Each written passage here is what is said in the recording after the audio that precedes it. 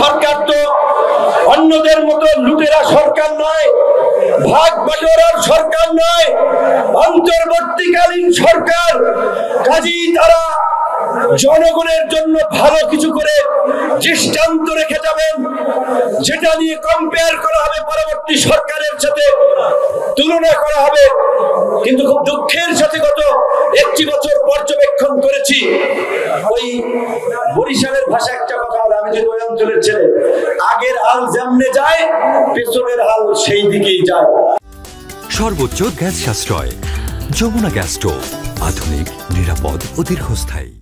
তো এই যে আগের সরকারের যে দুর্নীতি, দুঃশাসন, দুর্বৃত্তায়ন, ক্ষমতাকে কুক্ষিগত করার যে প্রবণতা, এই সরকারকেও আমরা তার ব্যতিক্রম কিছু দেখি নাই। উপদেষ্টাদের একের পর এক পিএস এর দুর্নীতি পত্রপত্রিকা আসতেছে, একজন উপদেষ্টা পদত্যাগ করে নাই। ছাত্রলীগ, যুবলীগ, আওয়ামী লীগ যারা করেছেন দেশের মধ্যে, তাদেরকে একটা বার্তা দেই পরিষ্কার, যে আমরা রিফর্ম এন্ড রিকনসিলিয়েশনের মধ্যে দিয়ে নতুন বাংলাদেশ গড়তে চাই। যারা ছোট অপরাধ করেছে তাদেরকে আমরা ক্ষমা করে দেব, কিন্তু যারা গুম করেছে, ভিন্ন মত বিরোধীদের উপরে হামলা করেছে, আরেকজনের সম্পদ দখল করেছে, মিথ্যা মামলা দিয়ে হয়রানি করেছে, যে যতটুকু পাপ করেছে তাকে ততটুকু প্রায়শ্চিত্ত করতে হবে, বাকিদের কোনো সমস্যা হবে না। আর আপনারা যদি ভেবে থাকেন আওয়ামী লীগ আবার মরা লাশে প্রাণ ফিরবে, আওয়ামী লীগ উঠে দাঁড়াবে, বোকারা, মূর্খের স্বর্গে বাস করছেন। আওয়ামী লীগ দেশের রাজনীতিতে আর ঘুরে দাঁড়াবে না, কারণ যেই 5 থেকে 5.5 কোটি মানুষ ওই অগস্টে প্রোফাইল লাল করেছে, যারা এই গত 16 বছরের আওয়ামী জাহিলিয়াতের যুগ দেখেছে, তারা জানে আওয়ামী লীগ যদি এই দেশে কখনো কামব্যাক করতে পারে, এই দেশকে আরেকটি নরকে পরিণত করবে।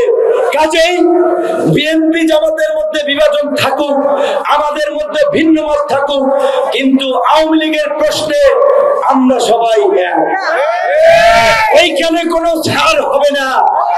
কাজেই পরিষ্কার ভাবে বলি, যে যতটুকু পাপ করেছেন মাপ চেয়ে ভালো হয়ে যান।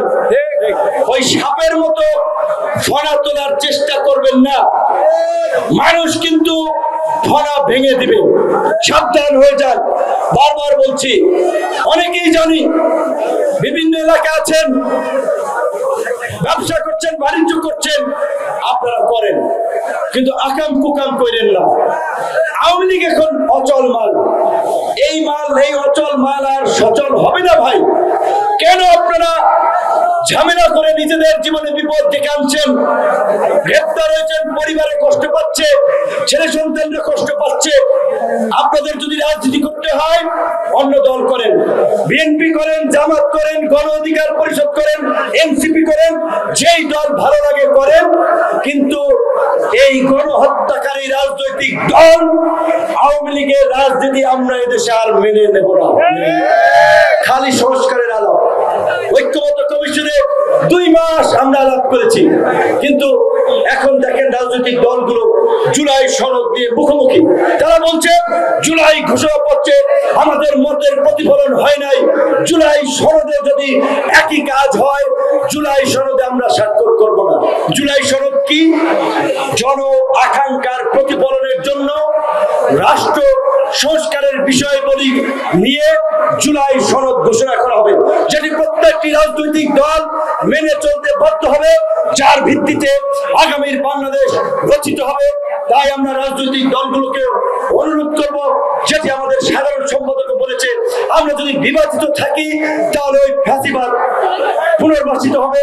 তাই যে কোনো মূল্যে ন্যূনতম ছাড় দিয়ে হলে আমাদেরকে একটা ঐক্যের জায়গা আসতে হবে। গণ অভ্যুত্থানের শক্তি সময়ের মধ্যে